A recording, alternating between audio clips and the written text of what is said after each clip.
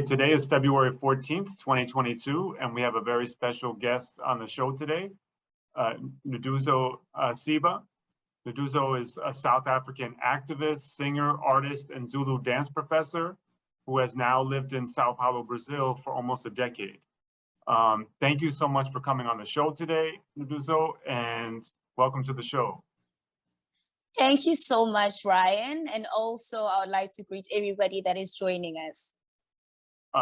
So the first thing I wanted to talk to you about was Moise Mugenyi Kabagambe.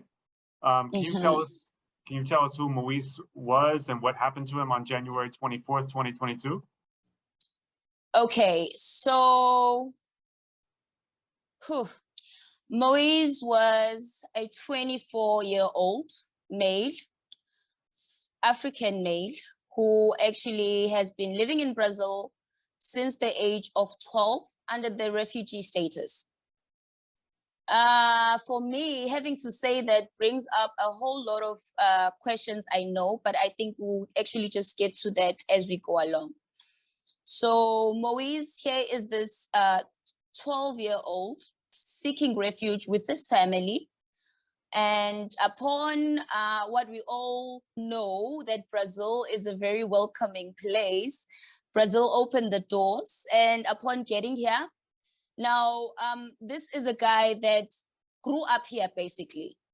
All his decision in his adulthood that he has ever made, his dreams, his hope, his education, his society, all the influence, cultural, religious, everything that he actually had or was in his 24 years of life was basically rooted in what Brazil had to offer or what Brazil had promised.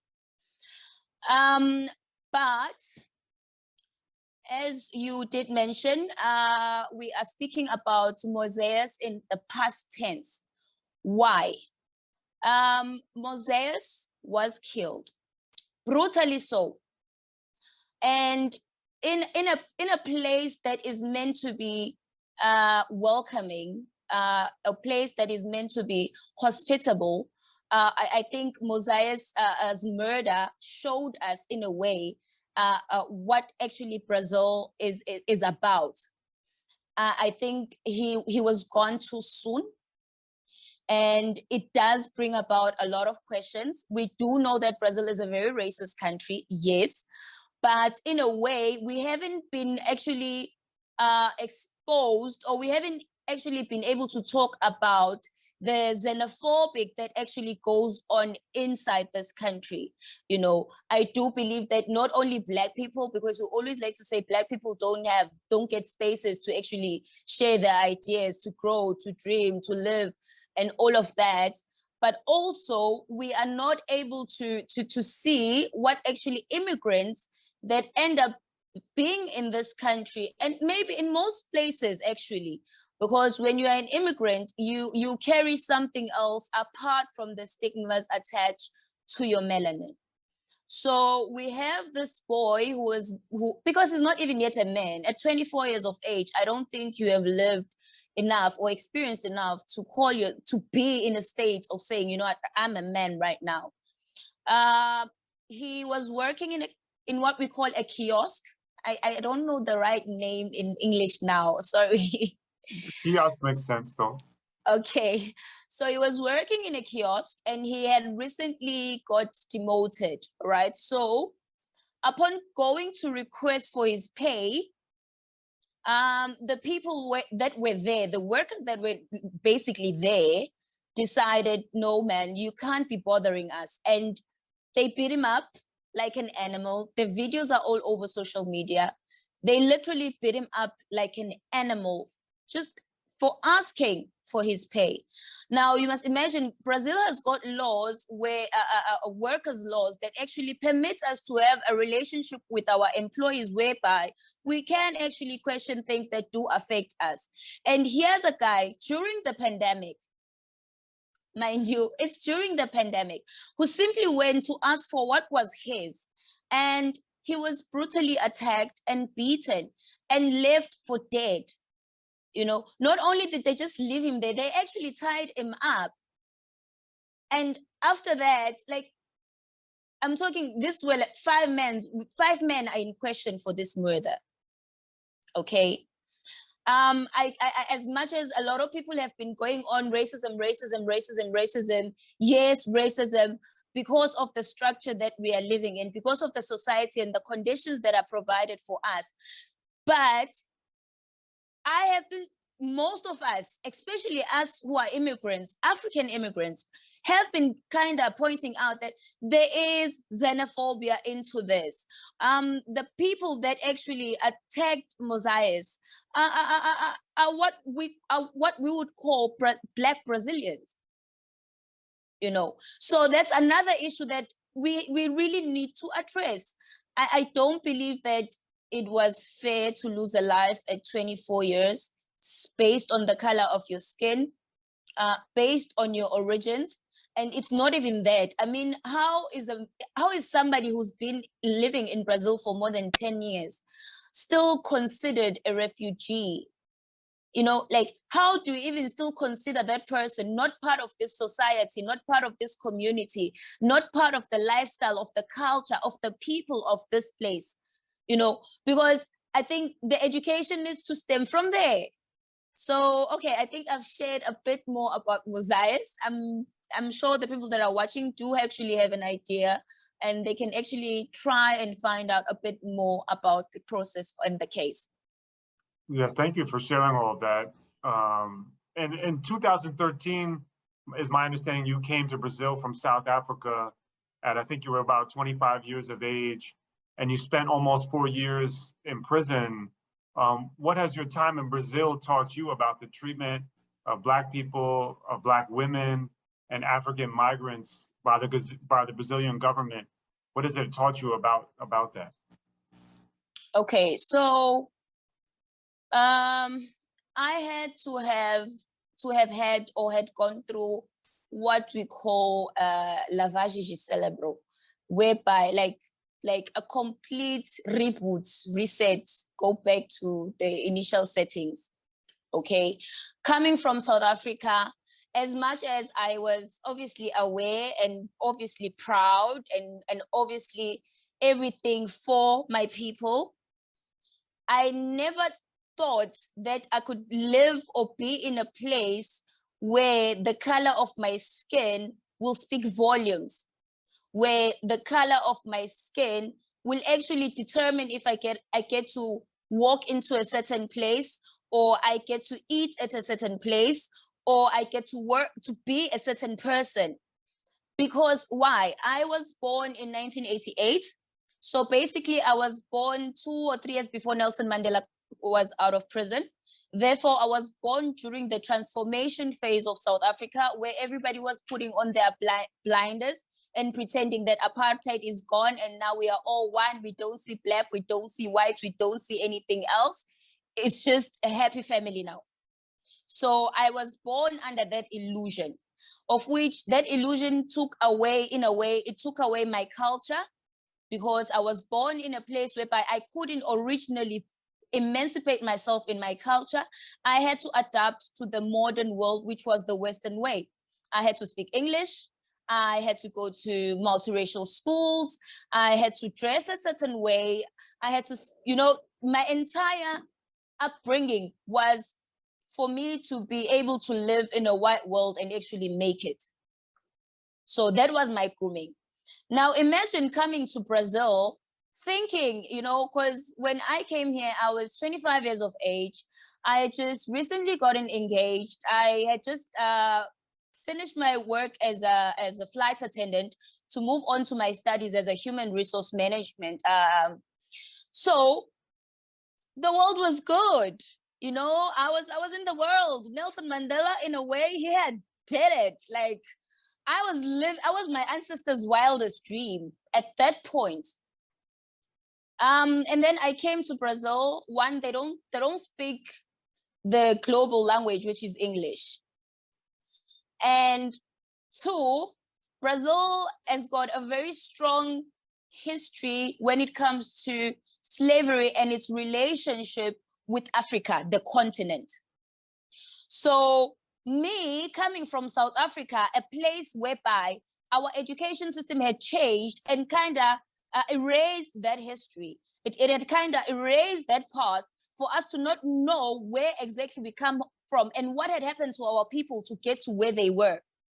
So I came with that ignorance, you know, and I think prison taught me to actually be alive. It actually taught me to be a human being. I think I learned so much from people from all over the world, and mostly I learned so much from Brazilians. I think being fortunate to having had come from South Africa, I was able to understand the process of prison. I was able to understand the dynamics of this country. I was able to, I don't know, in a way, I was able to take out so much more from prison than what I was seeing around the inmates that were with me. Now, 95% of the people that were with me inside were uneducated people. 95% of the people who were inside were people who have never gotten their work card signed.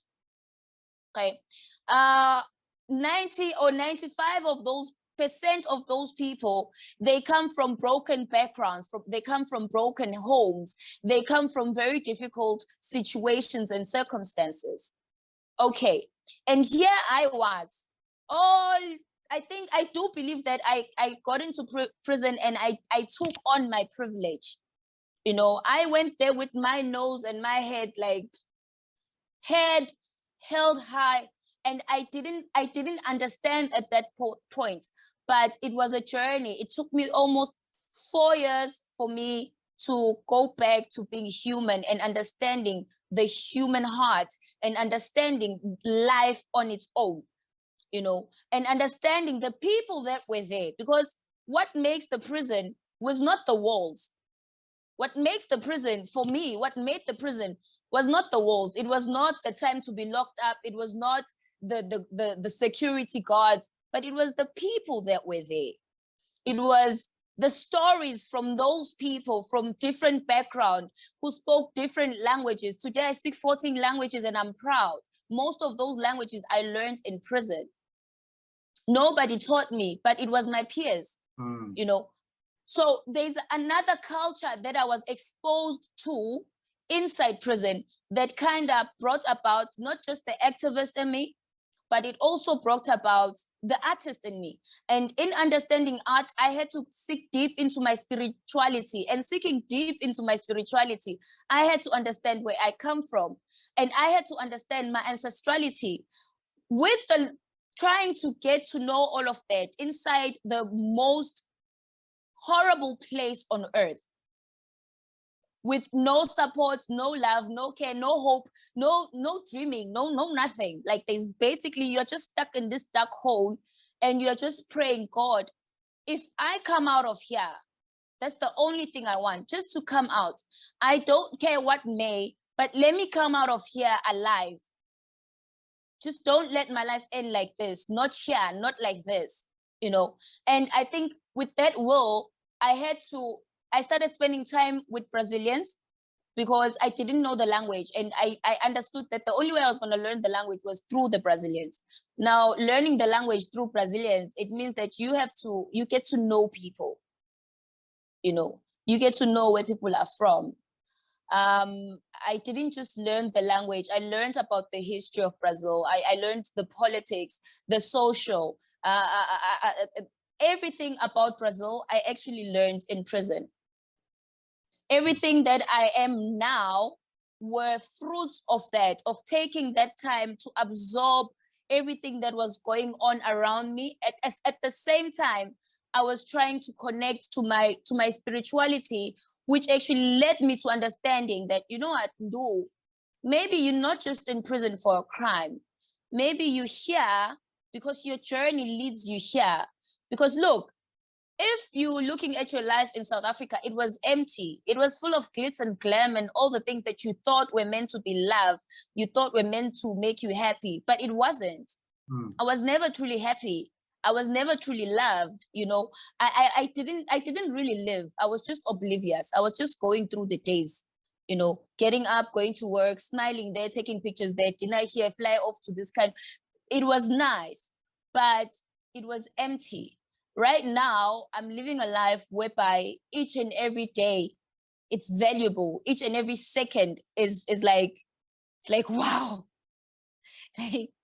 You know, and that's because of what I learned inside. And not just that, it's because of the history of Brazil.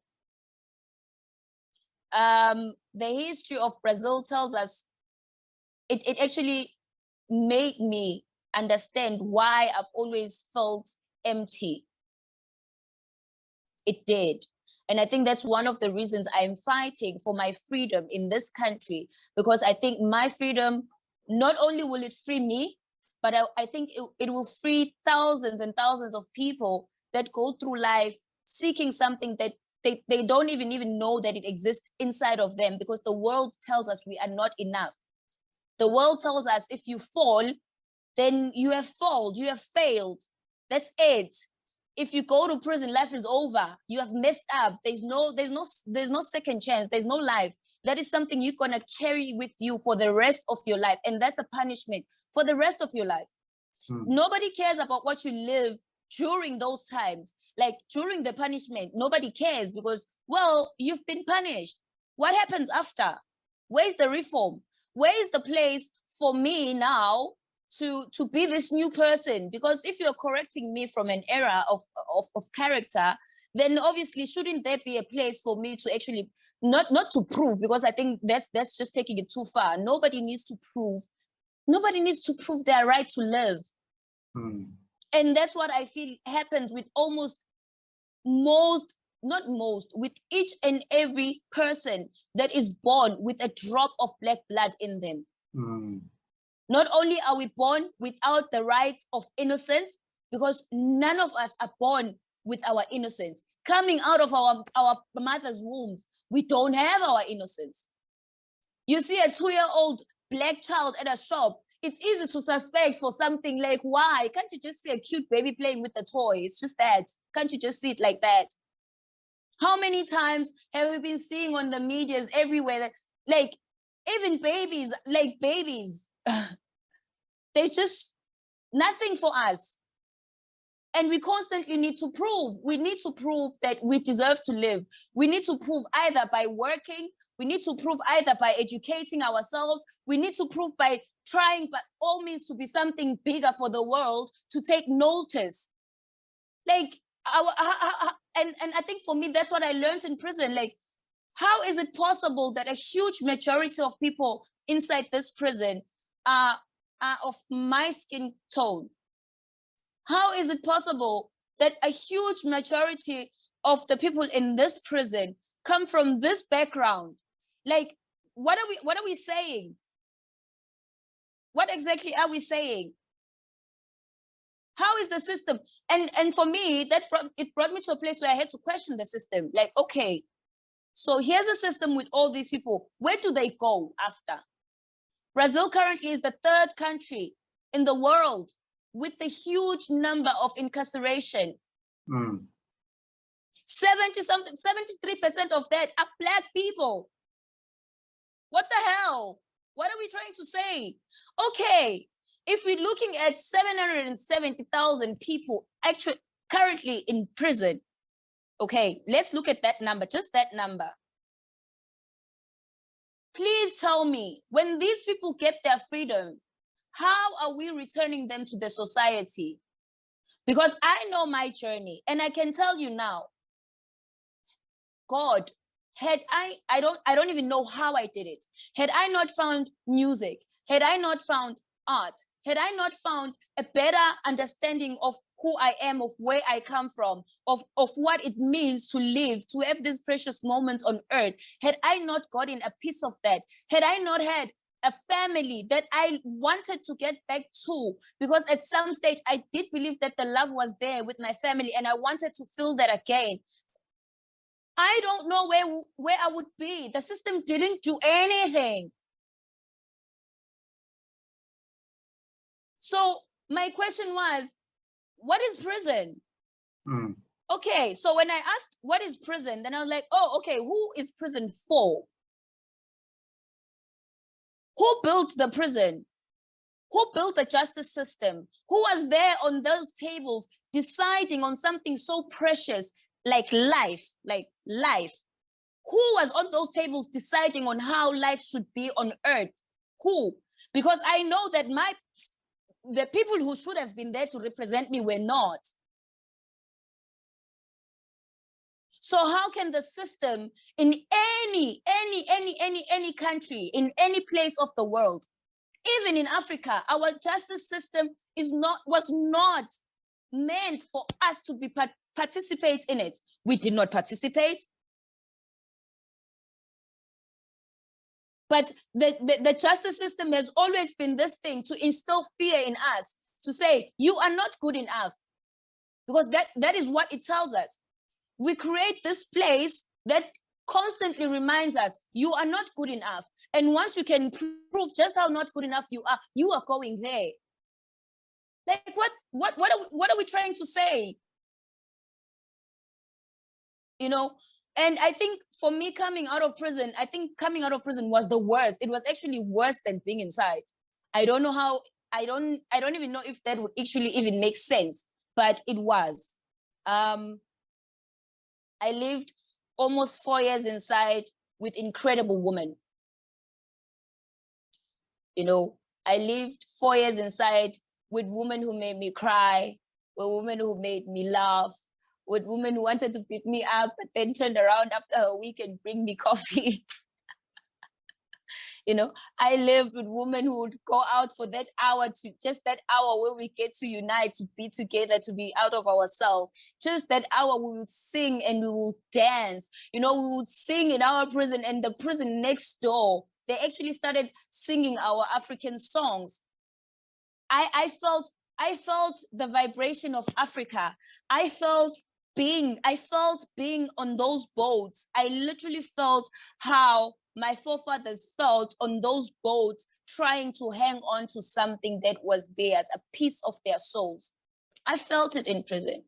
When we sang our songs from home, we brought that energy with us. In this land, we were able to transport ourselves home. And slavery was so real. I sometimes look at Mosiah's death and I'm like, yes, I know that a lot of times when we do come up to talk about certain issues, we always get on the emotional part and we always get on the things that do go wrong.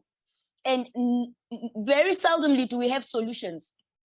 Very seldomly do we sit down and say, okay, he's gone. What do we do now? Justice, all right. Okay, we want justice. Okay, now let's sit down, guys. Let's come down. What justice are we looking for right now? What is the justice? We want the guys that did this to go to prison. Okay, all right. No, that's fine. That's fair and well. Then after, okay, will it stop? These 5 guys go to prison today. We will not kill another Black person in this country. So justice, yes, but which justice are we looking for? Because right now, this screaming of justice, justice, justice, justice, I literally feel like it's a bit crazy. We've been screaming justice for how many years? Close to 500 years we're screaming justice for our blood. But it's still being spilled left, right, and center. Even in our sleep, you are sleeping in your house. They still kill you. You are walking down the street. They still kill you. You are asking for your pay. They still kill you. You're working, you die. You can be the most famous person. They will still kill you. You can be the poorest person on the street. You will still die. So justice, the justice we have been screaming for has gotten how many of our brothers behind bars? How many torn up families? So yes, justice. Whose justice? Whose justice are we screaming for? Whose justice are we screaming at? Who? Whose? That's the question. Whose? Who created this justice? What is justice? How does it work? Because up until now, we do not know how justice works, because justice changes every day with every case, with every situation. How's that for justice? So what justice are we talking about? Since slavery? Really? Are you trying to tell me since slavery, we still don't understand what justice is? Then there's something wrong. We need to fix something. One, we need to fix the mindset, the mind. That's the first thing. That's the first justice we need to do. Fix the mind. We cannot be considered foreigners, immigrants, be called all sorts of names. My taxes are paid here in Brazil. My address here in Brazil. My life, when I wake up and see the sun, it's here in Brazil. My dreams, my aspirations are born here in Brazil. So we need to change the mind, because I cannot walk around the street and be afraid to say something, because the minute people realize that I speak a different, I speak a different Portuguese from theirs, it's already a problem. I cannot be afraid to say I am African. It needs to change. It needs to change. The way we see each other needs to change. You know, you can't just be my brother only when it's convenient for you to be my brother. It's not possible. I was so shocked. This boy died and everybody was like, this Congolese immigrant, this Congolese African immigrant. I'm like, come on, people. Like, are you seriously considering this boy that went to school with you, an immigrant, a foreigner, a refugee?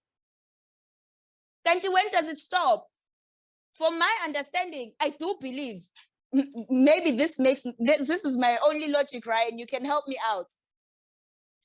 If the minute I come here to this country, any country, yes, depending on what status I am, I can be looking for refugee status, which means I'm looking for you to help shelter me, because you have said you have room to shelter people like me. So that room means what? It means that you are now this mother who's adopting me from my home and bringing me into your home, offering me the same protection you would give to your children, offering me the same life that you would give to your children. You are basically treating me like your child. And the nicest thing into this family that is being constructed through refugee status is that I cannot therefore go back to my country, because if I go back to my country, what does that mean? It means that I lose the home that I have with you. That's our agreement. So I am here. I am staying here. You are raising me with your children. You are taking me to your school. I am adapting to your culture. I am living everything I can to be part of this life. But I'm still not considered a son or a daughter of this land. So for how long?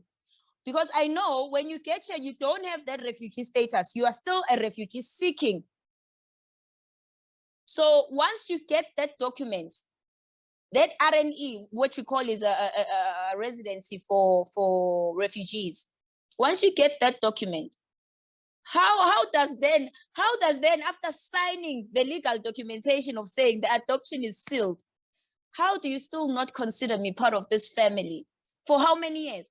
I know people who have been in this country for more than 30, 40 years who are still considered immigrants and refugees, who are not considered part of this society or this culture or these communities, who don't have a say in what happens here, who don't get to vote, who don't get to have a life here. Because they came here, because they're not of this land, they're not born of this soil. Hi, people, don't forget. That's what I always say. It's so nice when you forget. Africans were not looking for anyone. Don't forget that. We were not looking for any country. We were not looking for any greener pastures. But our home was torn and tarnished. We were forced to look for those greener pastures. We were forced to come and find our people who died in these streets, who died in these lands, who died in that ocean. We were forced. But now it seems like we are just running around asking for people to help us. No, we are running around seeking this because of what people continue to do to Africa. People think apartheid is over. Over for who? Over when? People think slavery was over. Some people are even nicer to count. Slavery went on for only 300 years. 300 years. Today, what are we talking about? Today. You want us to design what slavery looks like? Because maybe right now, not seeing us. I can tell you now, we are living amongst people who practice slavery each and every day. You know, the form, just the way that slavery was practiced, it just moved, it just changed. That's the only thing that changed. Just like apartheid, the only thing that changed was the media accepting Nelson Mandela's freedom, not questioning why, how, who. What then? No one went back to question, say, okay, Mandela is free, Nelson Mandela is the president, great. Who's sitting with Nelson Mandela in this table deciding for our people? Who owns the land? People who have, who owns the land? Who owns the businesses? Who owns everything? The stolen land, I should say. Who owns the government? Who owns the government? Who owns the land? Who owns our... South Africa is considered one of the richest countries when it comes to gold. But our gold is where? Our gold is there in the Queen's vault, collecting dust. That's where our gold is. Where's our art in Africa? Where is it? It's in museums that we can't even access. When you go there as a Black person, you are searched and stripped and questioned and look like from head to toe, you feel out of place. All we want to do is just see what our forefathers made with their hands. That's all we want to see, dear world. But we constantly, we don't have access to who we are. We don't have access to our history. Why do I say that? Because we don't. The African food, I'm going to talk about my people, the Zulu people. I'm going to just make reference to South Africa. But what I'm saying in South Africa is something that I'm seeing very active and similar to what is going on in Brazil. I do believe Brazil went through slavery, which was kind of what was going on with apartheid in South Africa, if not worse, considering what happened in South Africa was something else. What happened here in Brazil was something else as well. But there are so many similarities. And when I look at it this way. We're always talking about what was taken from Africans. Why are Africans like this? Why is Africa so poor? Why is okay, what was taken from Africa? Can you tell me, Ryan, what was taken from Africa for Africa to be like this? Do you know? Yes, everything. People, resources, land, everything. It's colonization, slavery, okay, neo-colonization that continues. Yes. Okay, let me tell you as an African, what was taken from me.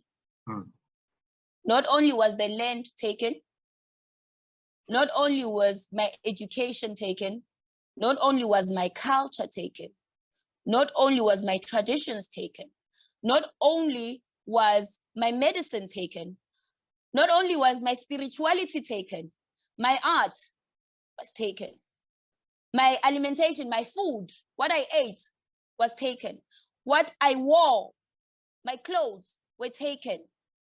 Everything that makes a human being human, everything, the color of my skin was taken.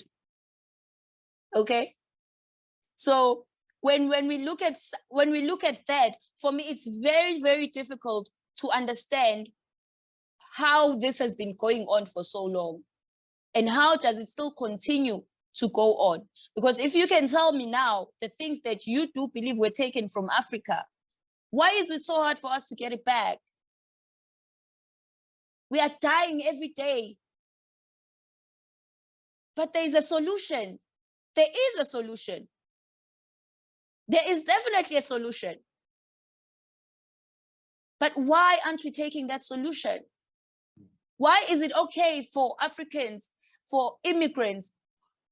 Why is it okay for us to die like this in vain?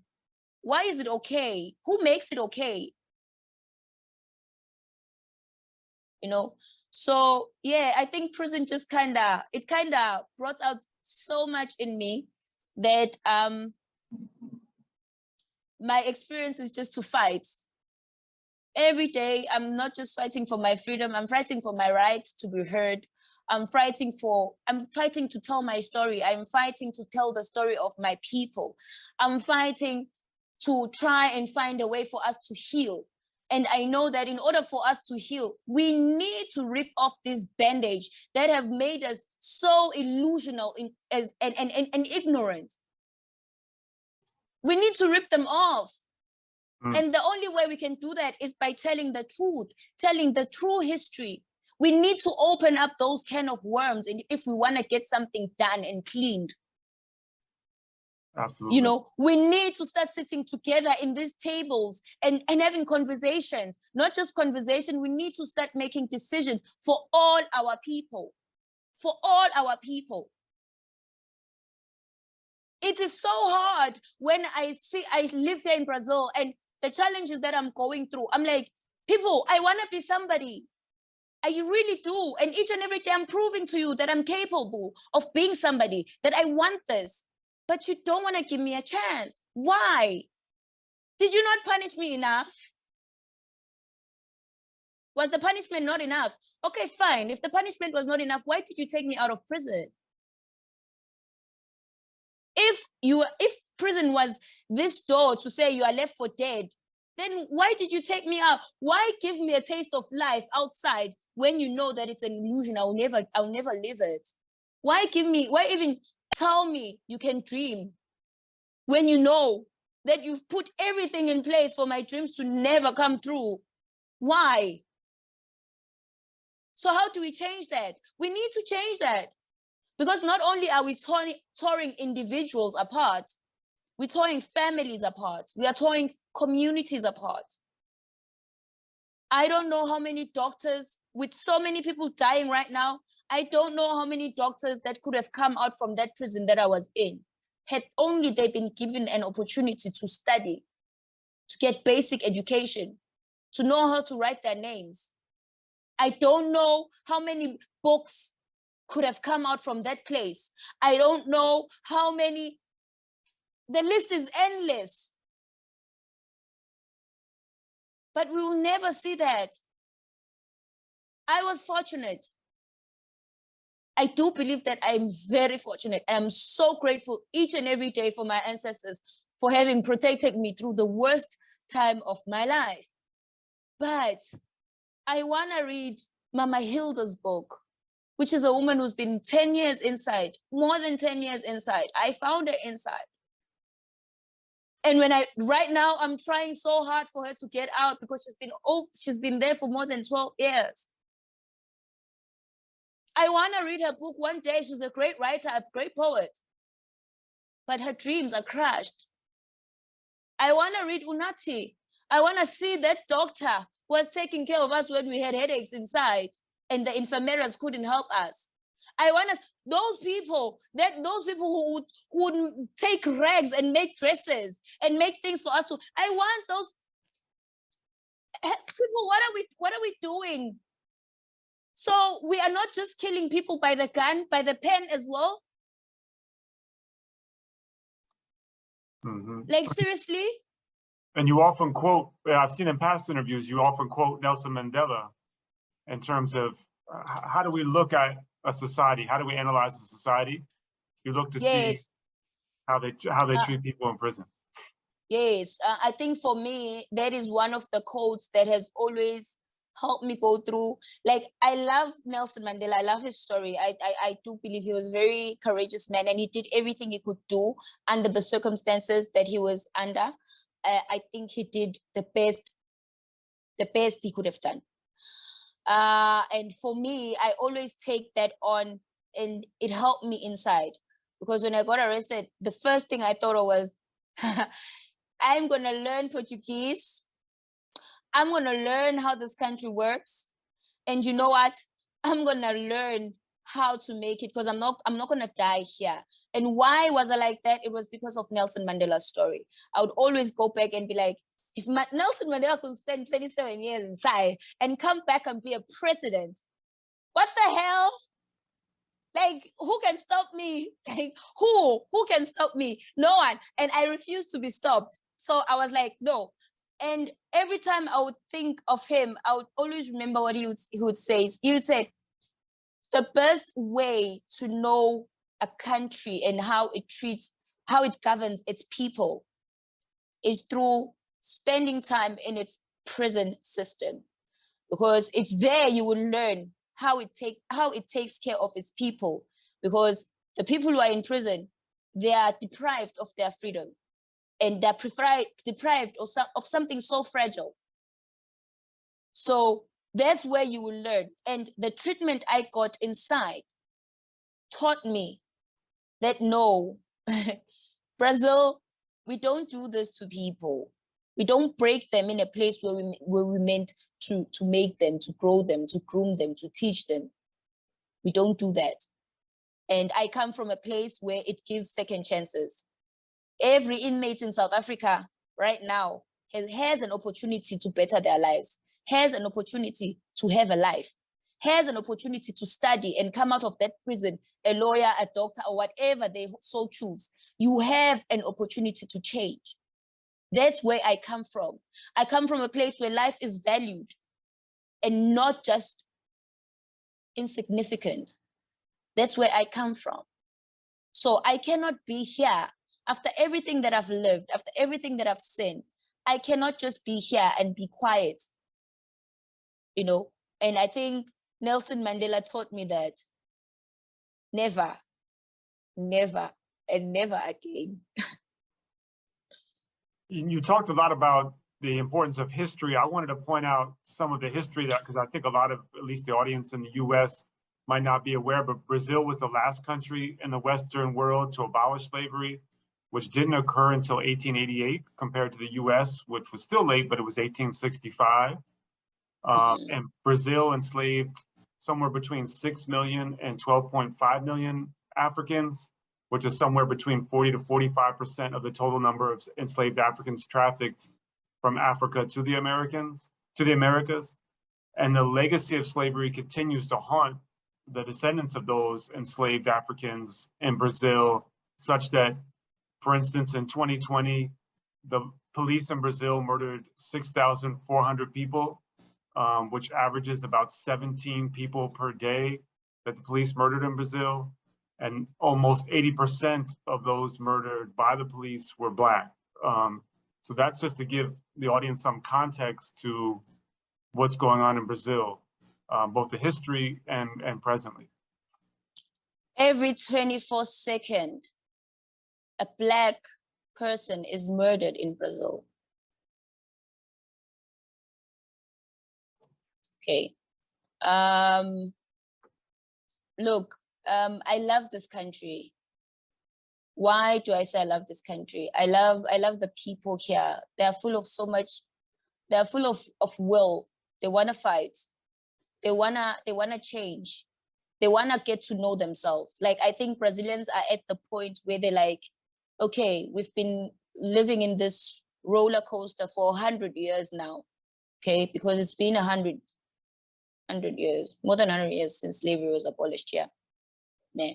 And they want to know who they are. Where do they come from? Because you must understand that after they abolished slavery, they didn't just abolish slavery like, okay, everybody, welcome home. We won't beat you. We won't kill you. We're all good. No. There was dictatorship. There was this other thing. There was that other thing. There were prisons. Wow. So we don't know what to do with this population that we brought here to construct our towns and build everything that we have today. We don't know what to do with them. Oh, wow, let's build them prisons. Okay.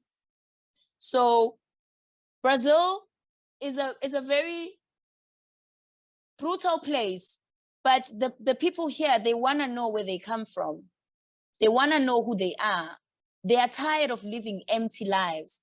Like, Can you imagine? I don't know if you are a spiritual person or a religious person or whatever person you could be, but I do know that each and every one of us believes in something.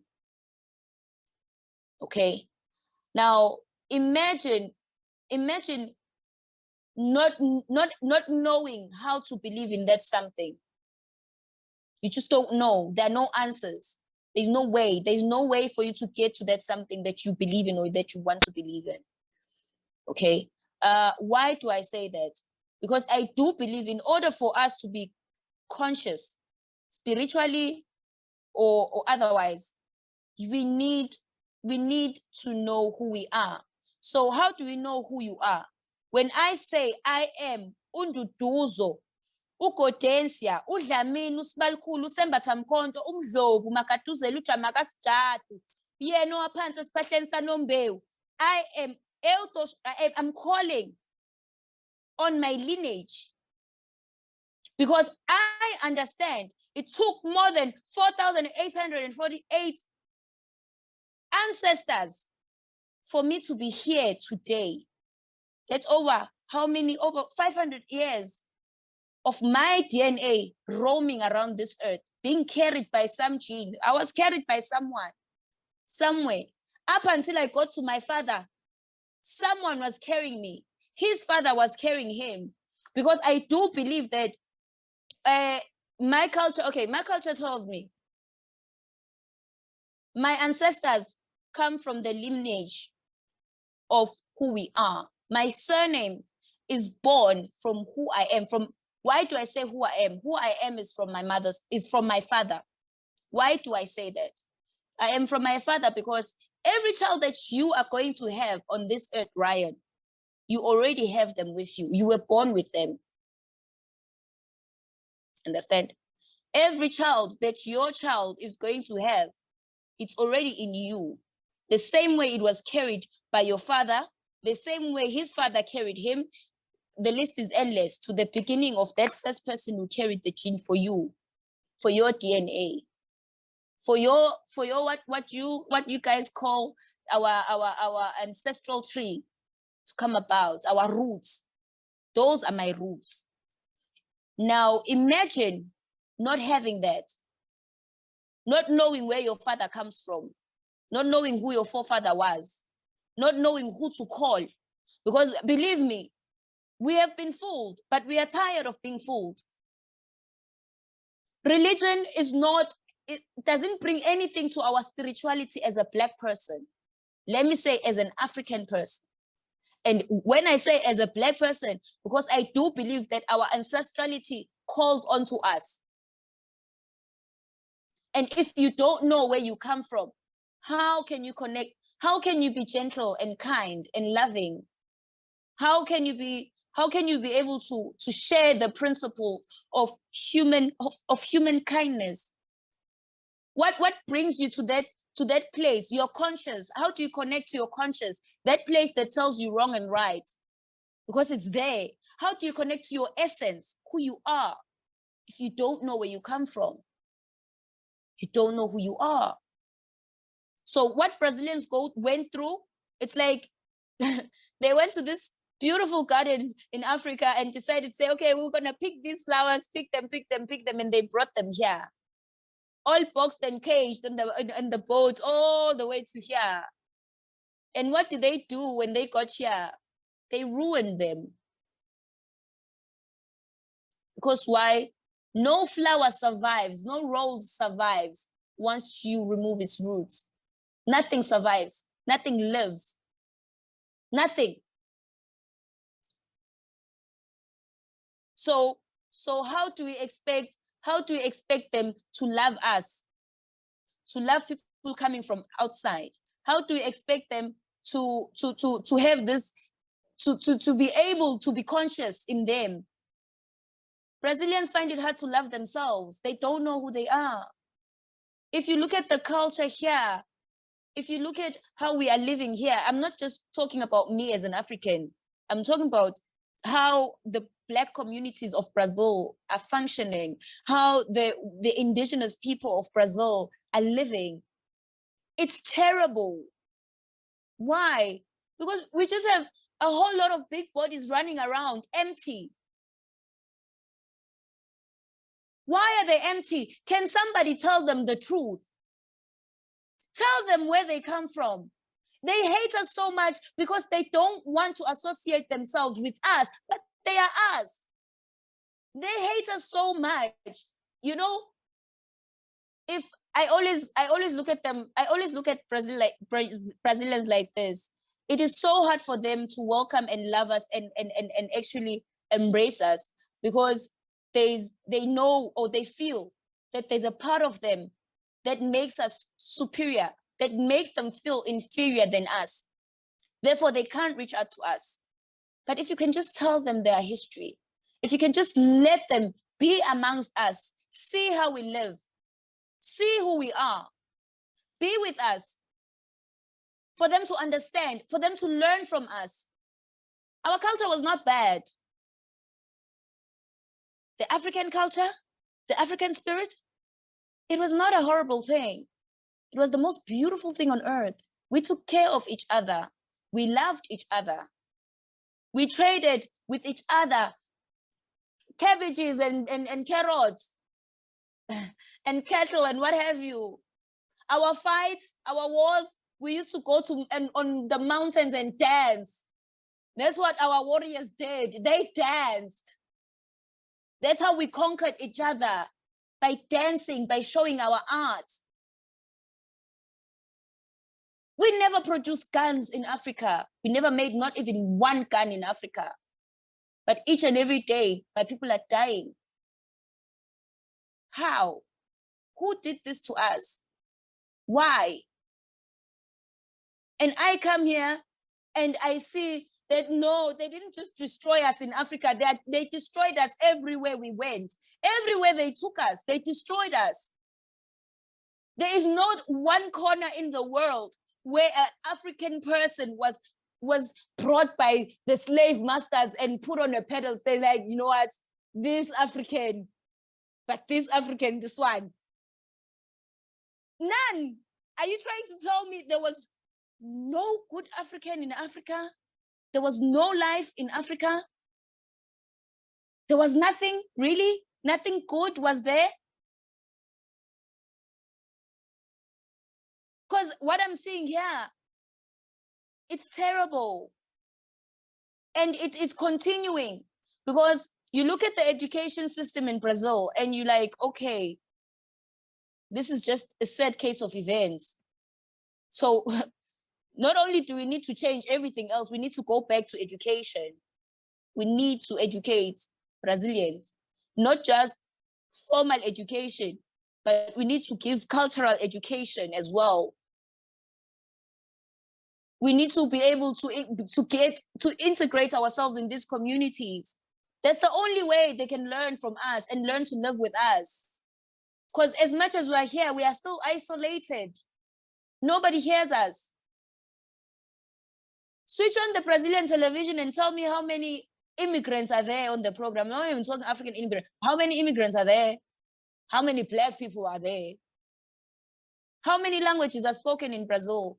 Brazil has got more than 280 languages, indigenous languages. Not even one is spoken in not even any place. Only the indigenous people speak it. And it's okay for a population of how many people? How are these Brazilians going to learn about the land of, how are they going to learn about this land if they're not going to learn from the original people? That's what happens when you kill the original people, when you silence their voice, when you give them a small corner there that is invisible, you kill the land. When you kill the land, you kill the people. Your people are dying as well. It's not just mine. Everyone is dying. We are all dying because we don't know how to live in this land. This was not our land. The same calamities that is happening in South Africa is being caused by people who don't want to live with the people of the land. How are they going to know how to take care of South Africa? They don't know South Africa. They don't. They don't know what makes South Africa, South Africa. And they're not even willing to learn. How many years has it been How many years has it been? Today, everybody's proud that South Africans speak fluent English. English is not my mother tongue. But you'll be surprised. You cannot go into South Africa and find 1,000, just 1,000 white people who speak Zulu. But they're trading with Zulus every day. They're taking everything that belongs to the Zulus every day. But they can't even speak their language. Just to say, Sawubona, which is just a lousy good morning, just a lousy greeting. They can't do that. So what have we been living? How do you expect the same people who like how? You know, Malcolm X made a very similar point when he would talk about Black History Month, that in the US, when they teach in schools and they teach in the media about Black history, they stop, at the arrival in the US. They never talk about Black history pre being brought here in slave ships to the US. They talk about, civil rights leaders, they talk about inventors, but they don't talk about any of the history going back to Africa. No. And so it's a very similar point to what you're making, which is a very important point, which I think a lot of people miss, and which leads to my next question, which is kind of similar, is that I have this impression that when the police kill a Black person in the US and there's protests in the US, that there's this tremendous amount of solidarity from Africans on the continent, from Africans in the diaspora, and even from people just on the left, throughout the world. However, when the police murder a Black person in, say, Brazil or in South Africa or somewhere in the Caribbean or even France, there's little support in the US from the left. First of all, do you agree with that perception? And second of all, why is it important that we all stand together and unite? Very much so. I agree with that wholeheartedly. Okay. And it's a very sad shame. I do believe that when I say Africans, we are a welcoming people. We are embracing people. We are trusting people. We are loving people. It's in our nature. And we are a fun people. We love to be jolly and happy, So when something happens because with us, we don't have this thing of a Black person born in diaspora. We don't have that in Africa. When we see you Black, you are my brother, you are my sister. You are just born in another country. If you are in my country, in my house, you will still be my sister. You will still be my brother. My neighbor's daughter, it's still part of my family. You understand? We are a big family. That was our initial settings before the borders came through and separated us and say, no, you are from that corner, you are from that corner, you are this, you are that, before the labels came, okay?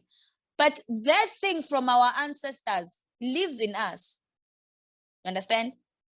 They say generational wealth. Well, we inherited certain things from our ancestors, and one of those things was kindness. One of those things was our original settings of Ubuntu. You can go in any corner of Africa. You would ask that word anyway. They will tell you what it is. And it means the same thing on all corners of Africa. Okay. So when something happens abroad, because we understand the pain of what happened to our people. We understand it. We understand it like this. We understand it as having your son or your daughter kidnapped. And maybe worse. That's how we understand it. That's how we see it. But when something happens in America, because of the education, you understand? Because of this education that always puts Africans on the baddie side, on the no good. You know, we don't want to associate ourselves. You cannot associate yourselves. Because of that erasure of history, I feel that America doesn't see us in the same light. Only when it's to take from our culture and do a show and you know, yes, then we are all Africans. Then we all take from Africa. When it's music, yes, Africa. When it's clothing, yes, Africa. We are all there. When it's art, all these things we take. America takes, yes, they take. But when it's time to embrace, who's embracing? Yes, thank you for saying that. Those are all the questions I have for you today. Is there anything else you want to add that we haven't discussed, or do you think we should mention? Look, we can sit here for hours. Obviously, like once I start, I don't stop. But I did wanted to talk about something that is basically currently the one thing that is going on in my life right now. Like I said, like you did mention, I'm an artist. My artistic life was not born. Okay, let me just say my artistic life was born in Brazil. Coming to Brazil, I never even imagined, I never even could speak like this in public, you know. So with that artistic career that has been born here, it actually kind of gave me a voice to actually stand on platform and just kind of bring about social consciousness to certain issues that actually affect us. And I think in 2000, okay, so when I got out of prison, right, in 2017, I got my freedom, what they called freedom. And I was under the illusion that I was going to go back home. Because when I got to Polícia Federal, they said, no, you can just sign this document. In 3 months' time, you'll be deported to your family. And that's all I wanted, you know, and like really, like I had no interest in being in Brazil because it was just too painful to be here. So after 3 months, they told me that, no, you have to wait for the judge to decide if you're going home or not. And at that point, I was 3 months outside without a place to stay, without any support family-wise or anything like that, without any psychological assistance or any social assistance. But the worst part was that I was out without any documentation. Okay, so without the documentation, it meant that I couldn't work. It meant that I couldn't get a place for myself to stay. It meant that I couldn't have an account. I basically was a nobody, living in Brazil, signing, and expected to live in Brazil to sign, basically. So what then happened? When I got those news, I realized, okay, now this is the hard part, the life after prison. How do I get home? You know, because that was the pressing thing. How do I get home? Then I was like, before I get home, I need to eat, I need to sleep, you know, I need to be alive somewhere. So I met this professor who used to give singing lessons inside the prison. So I looked for her, I found her, I said, look, Prof, I don't have any place to go. And already I see that the life here is going to be so hard for me. I don't really speak the language. At that time, I didn't really speak the language. I didn't know anything about Sao Paulo, Brazil for that matter. You know, I didn't know where to go. I was only here touring for a week.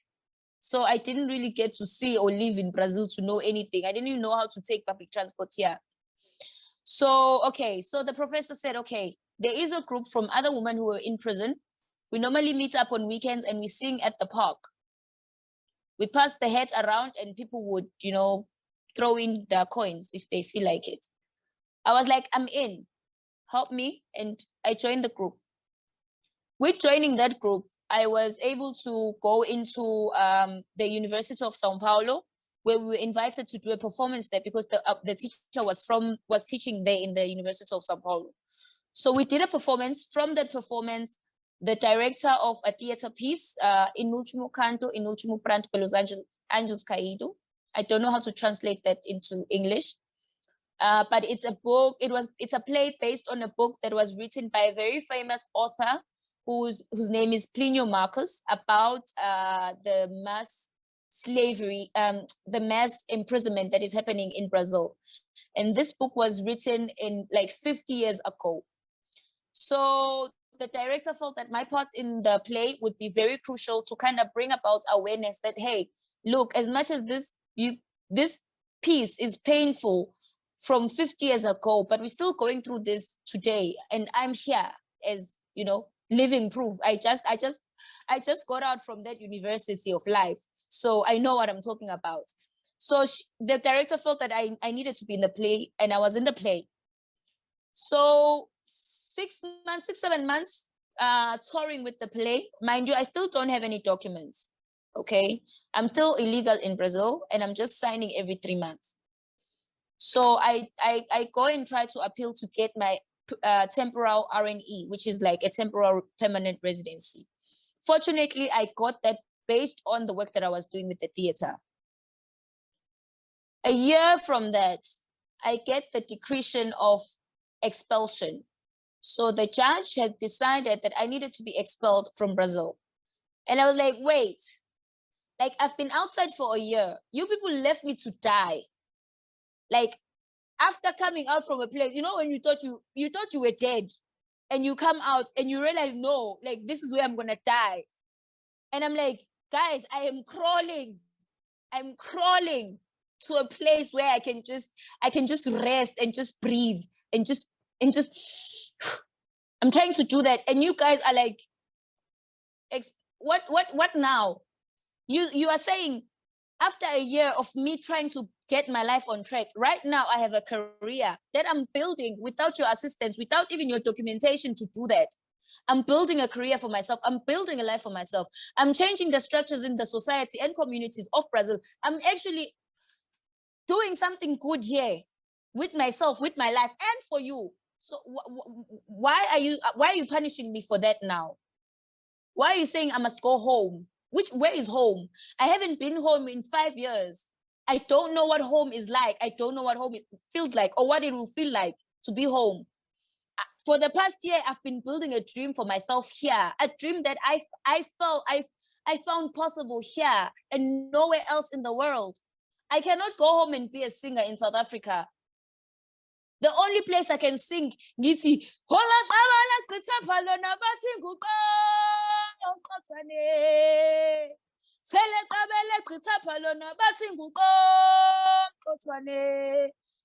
Brazil.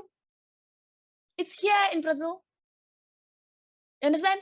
I can't go and sing that in South Africa. Everybody knows that when Zula, wait. But here, it calls to the Brazilian community. It calls to the Brazilian people. It reminds them of what was taken from them, and it brings them alive. And I know that because whenever I go on stage and I sing in my native language, bringing my ancestors with me, I know that each and every Brazilian there gets up and applauds. I get off stage and they embrace me like, wow, you took us home. I can never get that anywhere else in the world. And I get that here because Brazilians understand my journey. They've been watching me building my life. They've been there through every tear, every suffering I've gone through. I don't know how many times I've been on the streets. I don't know how many times I've tried to. They've been there. South Africa cannot identify or even understand that. I cannot be the person that I am in South Africa. So my question was, so why are you sending me home now? And that's when on the 8th of March, 2018, I launched a campaign called #Nduduzo has a voice, which was basically me trying to bring about this issue that, okay, after prison, basically this is what we go through. And no one is actually in the public eye to actually say, look, this is what is actually happening with us. I'm not just talking for me as Nduduzo, but I'm talking for these women that were with me inside that are going to come out and not have any place to go. And worse, no one is going to embrace them because they can't sing, because they don't have what it takes, or the beauty or whatever that is considered to put somebody in a position of living. So that is when the campaign was launched. And we've had so many victories with the campaign. They were able to remove my expulsion on the first instance, and I went home. I came back from my home because I couldn't stay in South Africa. I couldn't identify to anything that was South African when I went there. And I decided to come back because I do believe that my future is here. I do believe that my dreams will be born here, and I do want to live my dreams here, but I do want the freedom to be able to go home whenever I miss my family, to be with my family whenever I can. This is where I want to work. This is where I want to build a life. But my roots are home, and every now and then I do want to go and and nurture myself and emancipate myself in those roots. But I don't have that freedom. So last year on the 25th of August, they came back and they were like, nope, we have decided to expel you again. So the expulsion process is back on. I'm currently trying to fight that. I'm trying to get as many people to sign a petition. I'm trying to get my voice heard, not just inside of Brazil, but outside of Brazil as well, to try and get some kind of intervention from somewhere, from someone. So any organizations, anyone that thinks they can help share my story. Trying to write my book, trying to work on my first album. So there's quite a lot of things happening, and I really do need the help. I need the support. I'm at that point now, especially with the campaign. So that's what I actually wanted to say. I do hope that everybody goes on my page, my Instagram, Nduduzo Siba, or on my Facebook page, which is Nduduzo. All the details about my process, I've got videos up there uploaded. And yeah, basically, thank you. No, thank you. And we'll definitely put all of those links in the description on the YouTube page so that people can go directly there. But thank you so much for sharing all of that. Really nothing but the highest respect to you for everything you're doing, everything that you've been through and that you've accomplished. And we really hope that we can support your campaign and support everything that you've promoted today. There's the level of knowledge and consciousness that you shared with me. I've not only learned so much just by listening to you, but I'm so inspired. So I truly appreciate all of that and appreciate your willingness to open up about everything that you've been through, or a lot of what you've been through over the past, say 10 years. Really appreciate that. Let us have a window into your life. That that's not easy to do. Thank you so much, Ryan. I think for me, I really appreciate the invite. I really appreciate you having me on here and just listening, because I think it's very hard to listen. Most people share us talking, but listening is very, very hard. And so like for me right now, I just really feel like, thank you. Thank you for giving me a space to share my voice, for letting my voice be heard. I think it's very crucial and necessary.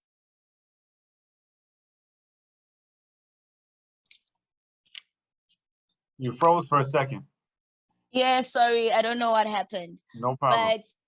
But anyways, I was just saying that I think not that I think, I do believe that it is time not just to look at each other as you are black, you are white, you are green, you are purple, you are yellow, but let us look at each other in our nakedness. Okay, let's remove everything else. And just in our nakedness, we need to strip down to our nakedness and look at each other now, because that's the only way we're gonna be able to have real conversations. We are hiding behind these words. We are hiding behind these stigmas and these boxes that are created to put this person there. You are Jewish, you belong in that box. We don't need these boxes anymore. We don't need all of these clothes they're just draping, we don't need that anymore. And we can't continue expecting somebody else to do it. I can't wait for the government to change the situation. I can't wait for the police. I can't wait. I can't wait. I need to do that. I need to start. And it has to start with me. But the only way it can start with me is if I can recognize that in myself, that I need to do that. Again, thank you for saying that. Thank you so much for saying that. And again, thank you for coming on the show. We truly appreciate it. And we'll hope to have you back on soon. Thank you so much.